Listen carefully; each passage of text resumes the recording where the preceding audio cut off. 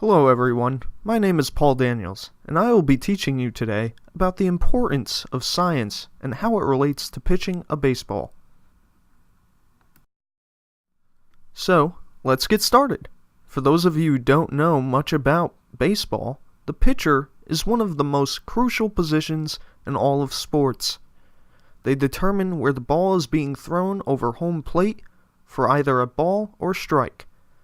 This is essentially giving them the ability and power to control what the opponent's offense is able to do and how many runs they score against them. It all starts with a basic motion called the wind-up, where the pitcher will effectively use their legs and body to generate the speed and distance the pitch is thrown with. Now, not every pitcher has the same wind-up, but most use the same basic strategy by shifting their weight to either their right or left foot behind the rubber depending on which arm they are throwing with. They then proceed to kick that leg up and drive through towards home plate using their momentum to deliver the pitch. How does this relate to science, you might ask? Well, it in fact plays a major role. During the full windup is when the transfer of momentum from body to ball takes place. This process relates to a biochemical principle known as the sequential summation of movement. It's when a large body mass moves first and then a much smaller mass motion takes place. When the pitcher creates this movement, they manufacture 3 horsepower during the process. The next process for the pitcher is the release point. The constructal law proposed by Adrian Bejan states that taller pitchers have an advantage.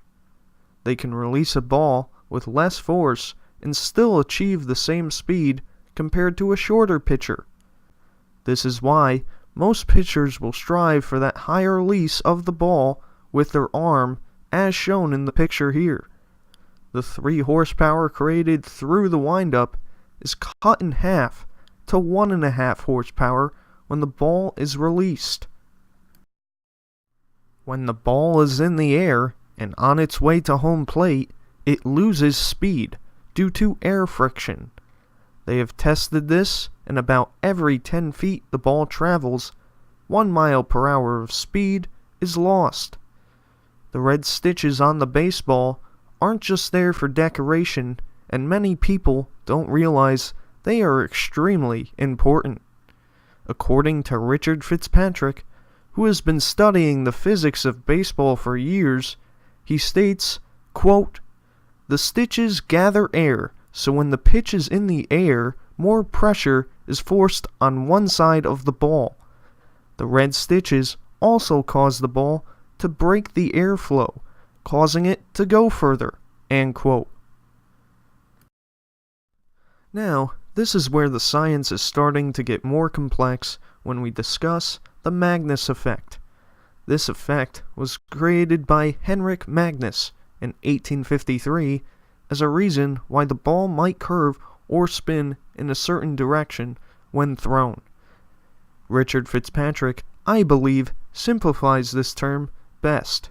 Quote, "If we think of drag forces as exerting a sort of pressure on the ball, then we can readily appreciate that when the unequal drag forces acting on the ball's upper and lower surfaces are added together, there is a component of the resultant force acting upwards."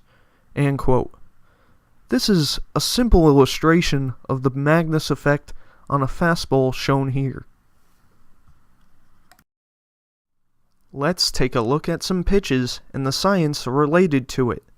The curveball is a highly desired pitch for every pitcher to have. The grip is essential to throwing a good curveball. The picture shown here is the exact grip you should have to throw this pitch.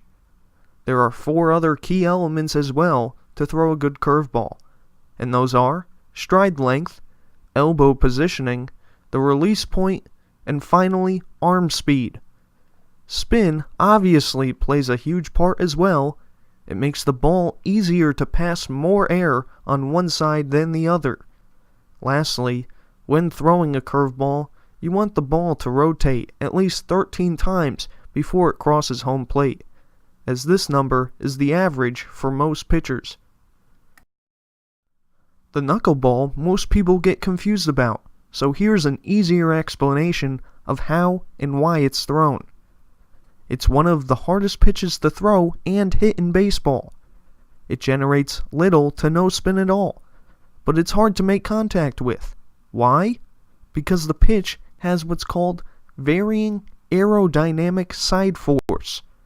Rod Cross explains it best, quote, "With a knuckleball, the side force might vary in sign only once or twice on its way to the batter, with the result that the ball starts moving to, say, the left, then starts moving to the right. This might then end up moving up or down, depending on the way the ball is spinning," end quote.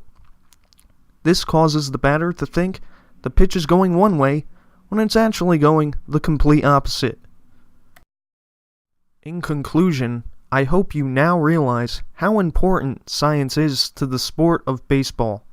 Remember, pitching is just one aspect of the game, and there are many other things in baseball that correlate with science.